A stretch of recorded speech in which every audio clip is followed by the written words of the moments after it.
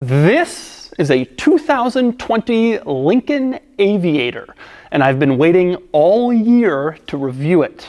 That's a pretty big deal because 10 years ago, Lincoln had an SUV called the Aviator, and it was generally agreed to be one of the worst luxury SUVs on sale. It was just a thinly rebadged Ford Explorer with cheap plastic everywhere. But that is no longer the case. The new Aviator is a completely different vehicle, and it proves that Lincoln is a completely different brand.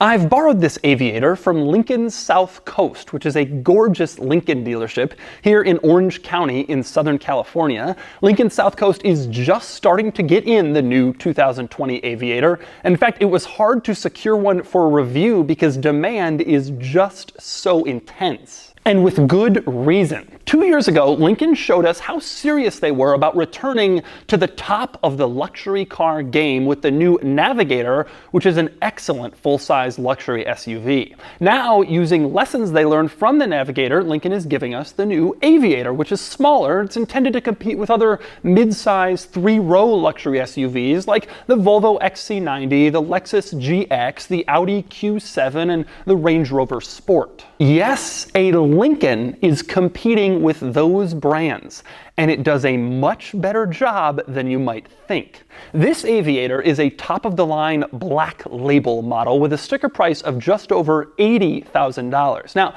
that's impressive money, but this is an impressive car. It uses a twin-turbo V6 with 400 horsepower, and Lincoln says they will soon come out with a plug-in hybrid version that has 494 horsepower and 630 pound-feet of torque. That is more torque than a BMW X5M. So today I'm going to show you around the Aviator, and I'm going to show you all of the interesting quirks and features of the latest Lincoln to rock the luxury SUV boat. Then I'm going to get it out on the road and drive it, and then I'm going to give it a Doug score. And for more of my thoughts on the Aviator, click the link below to visit autotrader.com/oversteer, where I've also rounded up a list of some cool old school family wagons for sale on AutoTrader in case you'd prefer a wagon over an SUV.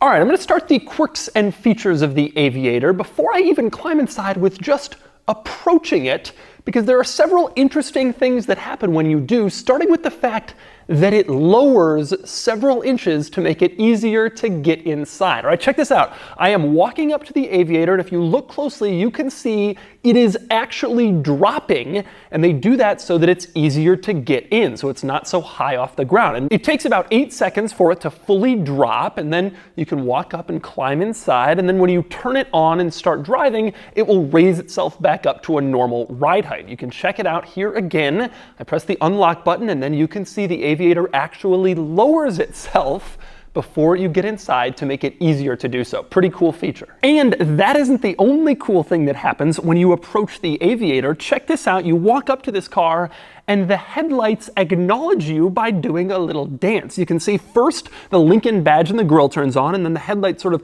gradually turn on from the inside out to show you that they see you and to make it easier to identify your Aviator in a parking lot. That is a pretty cool little feature. And it's the same thing when you walk away. You press the lock button, and then the headlights gradually turn off, and the grille badge turns off last. Just a cool little Aviator quirk when you're approaching it. Now, if you approach the Aviator from the back, the taillights also do something sort of interesting, but it's not as cool as what happens up front. Basically, they also kind of turn on gradually, and same deal, if you lock it and walk away from the back, the taillights sort of turn off gradually, similar to what happens up in the front, but not quite as much fanfare going on back here. And I'm still not done with all the cool stuff that happens with the Aviator when you just approach it, or in this case, when you walk away. Now, if you're walking away from the Aviator and you want to lock it, you could press the lock button on your key fob, or you could tap this little icon on the side of the front door. It's a little lock, and it's unlocked when the car is unlocked. When you want to lock it, just tap the lock and then it becomes locked. And that is a really cool little touch, and it's a cool way to tell if your Aviator is unlocked or locked. Now, after a few seconds, it goes away completely so no one else can tell. And now finally starting to climb into the Aviator, but before I do, one interesting thing you notice when you go to open the door. This doesn't have a traditional door latch. Instead, the door latches are electronic. So you reach into the door handle and you just pull a little button and the door opens electronically. And that means that on the inside of the Aviator, you don't have traditional door latches, but instead you have buttons to press to get out. You press the button and the door pops open, and then you can open it from there. Now, you're probably thinking, well, what happens if you're in the Aviator and the battery dies? Are you trapped? Actually, Lincoln thought of that. There is an emergency backup door handle at the bottom of the interior door pocket.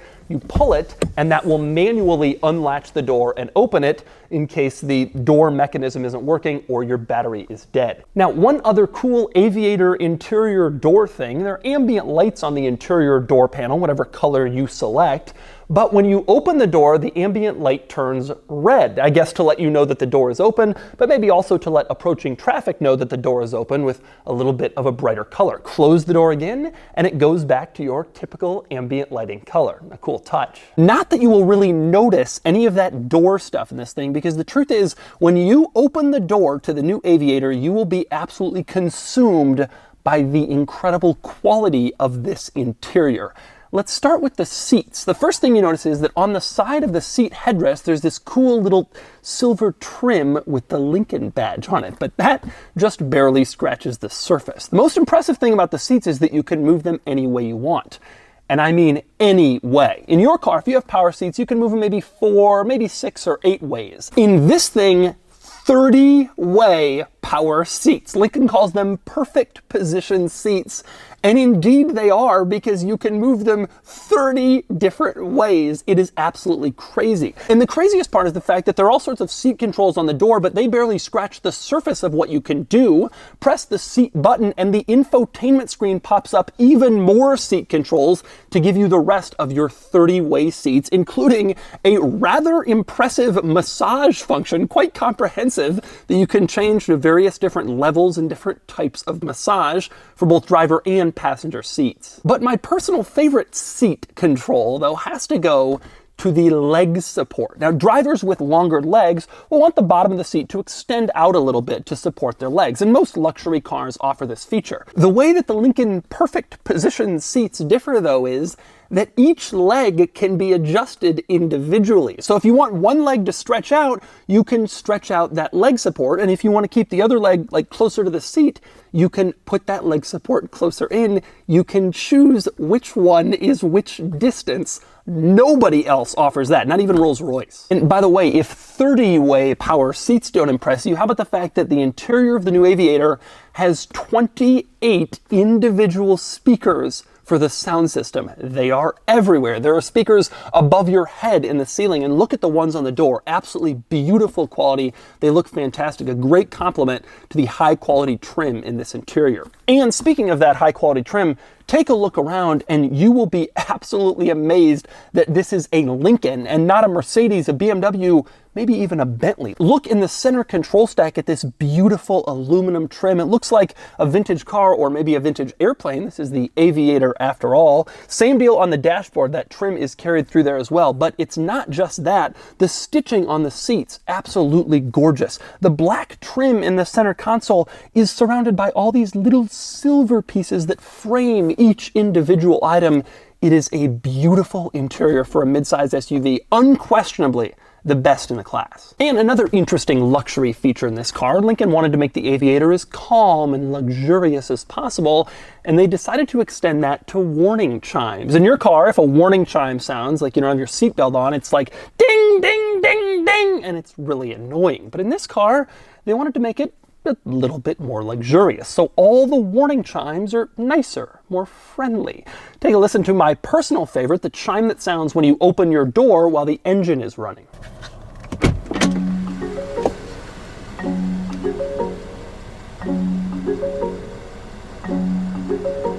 And there are a couple of other quirks and features that make it notable to be in here, starting with the gear selector. It isn't an old school lever or even a new dial. Instead, it's these buttons at the top of the center control stack below the climate vents. You have P, R, N, and D.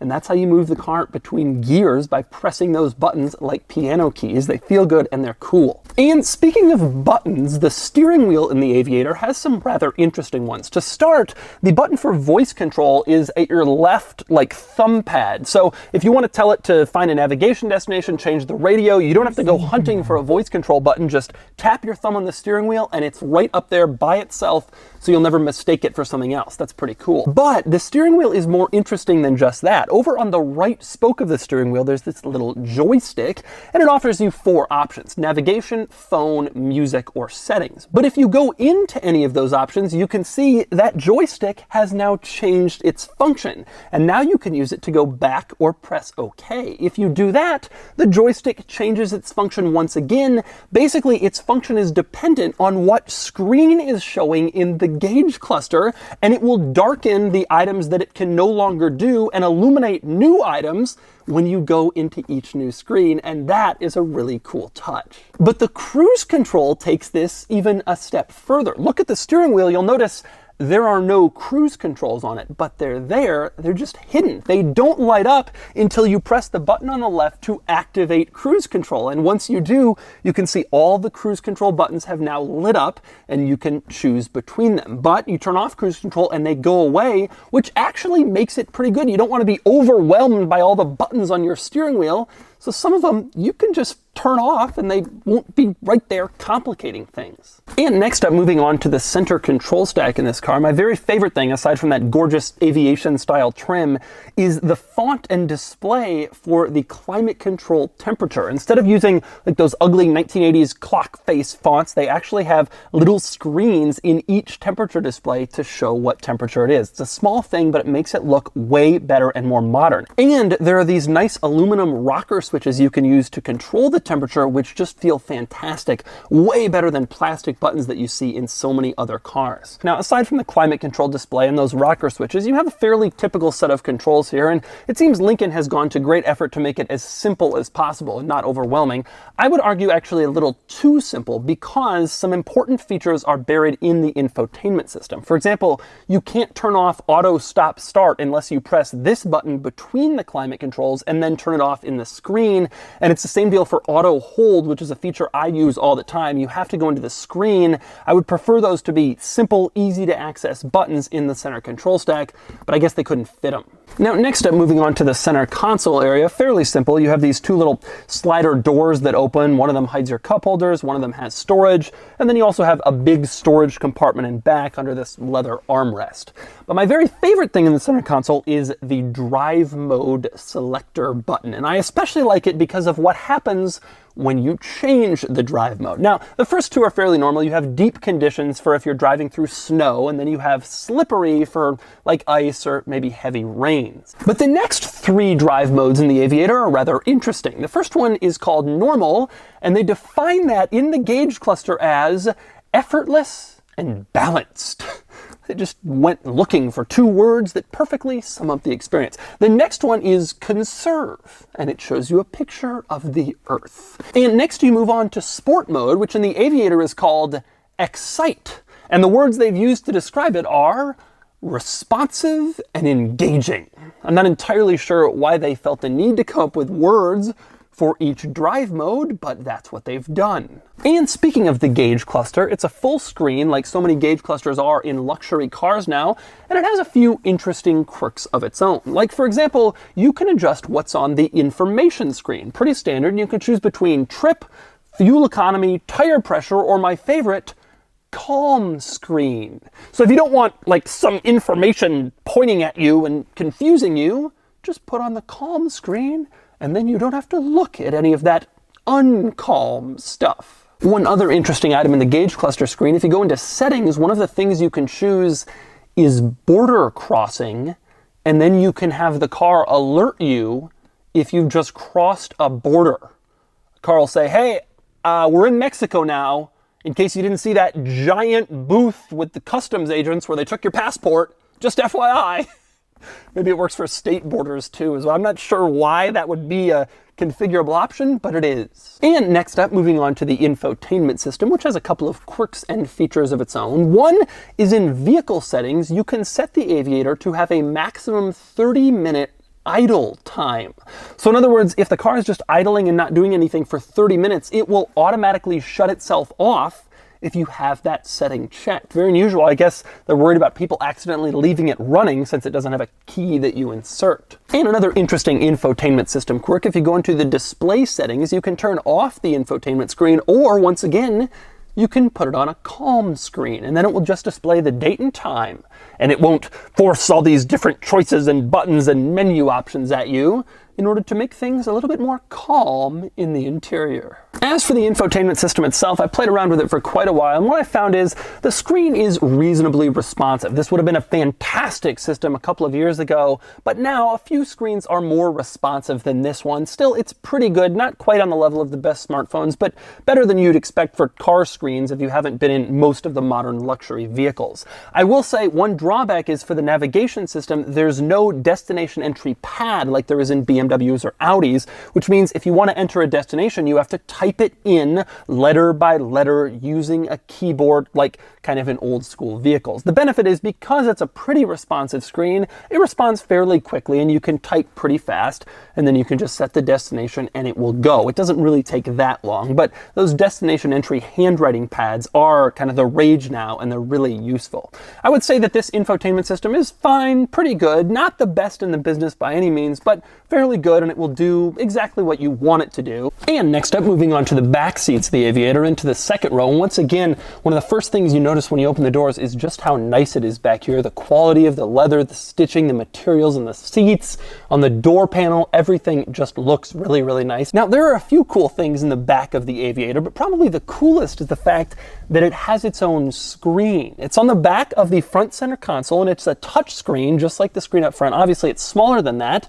but it's still neat to see it. And there are several different functions. Starting with seats, you can use the screen to turn on the heated or cooled rear seats. Not too many SUVs have that, especially cooled in the back, but this one does. You can also use the screen to turn on audio or climate controls in the back seat. Pretty standard stuff there, nothing too interesting. But my personal favorite screen feature is in settings, where you can once again select calm screen. And if you do that, it shows you flying through clouds with the time displayed, because there's nothing more calming than flying through nice puffy clouds with blue skies. Now, here's an interesting thing about the clouds in the screens. The front screens do it too. When you turn off the Aviator, you can see that both the gauge cluster and the infotainment screen show a little display of you flying through clouds. And when you turn on the Aviator, the gauge cluster screen briefly displays you flying through clouds. So what is with all this cloud stuff? Well, remember,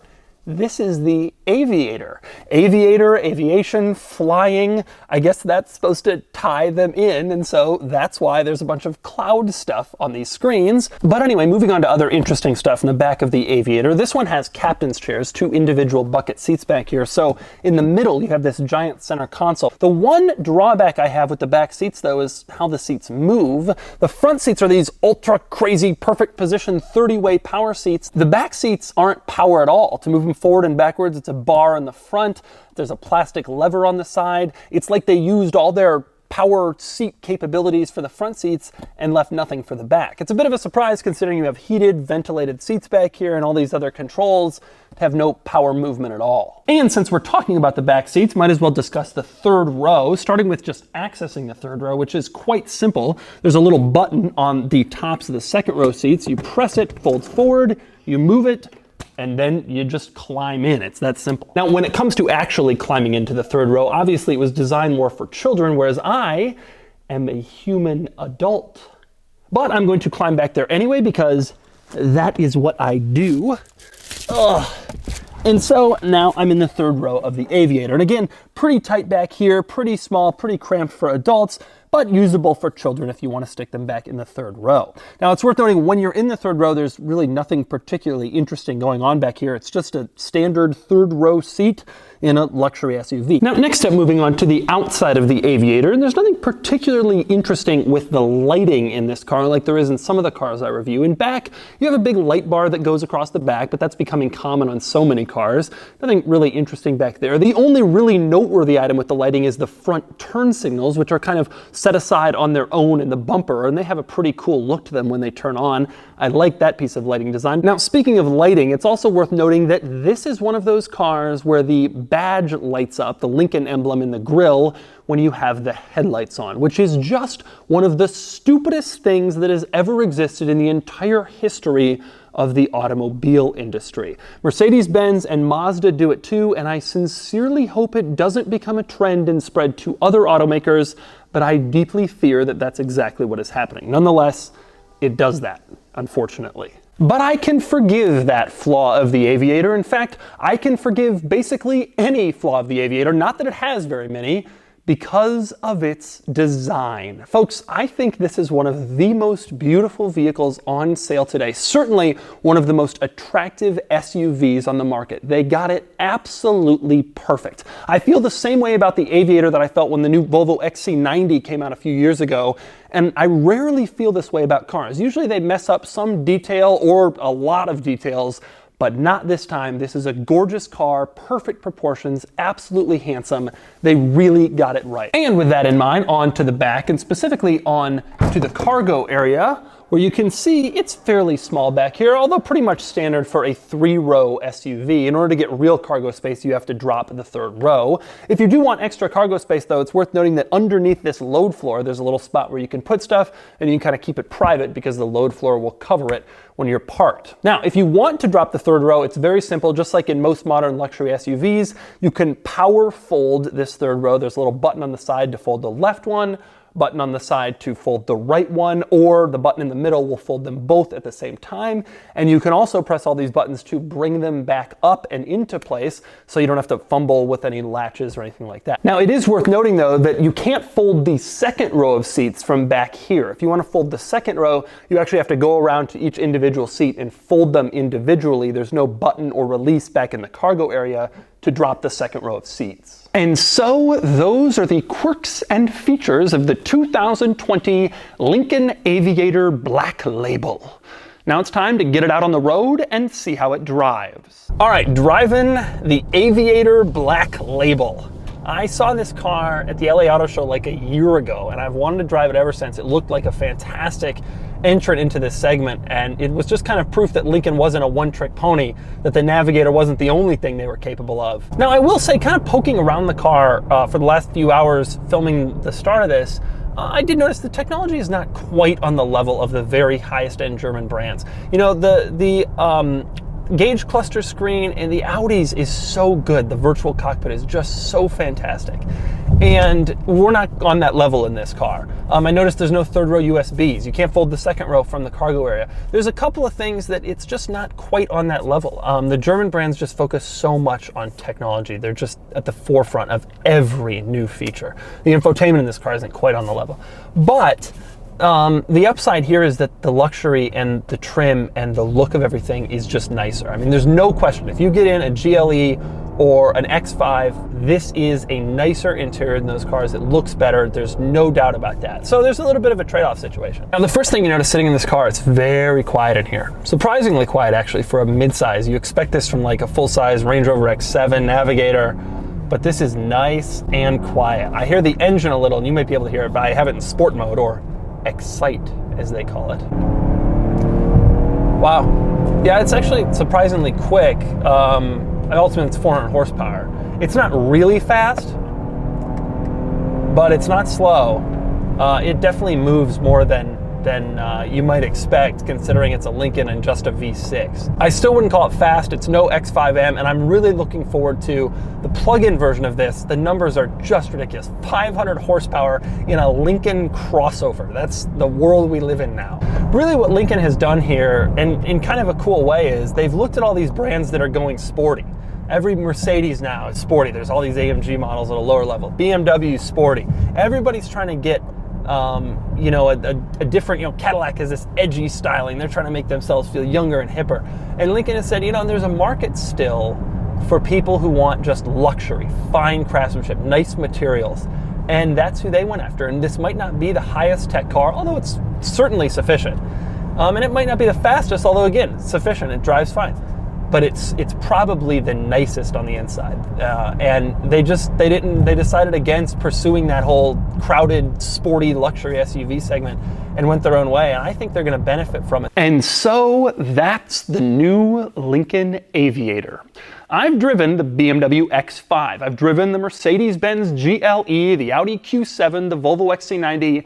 I've driven them all. And if I were in the market for a 3-row luxury crossover, this is the one that I would get. Yes, it is expensive, and the Lincoln brand is hardly Audi or Mercedes-Benz or Land Rover, but this is a truly fantastic luxury SUV.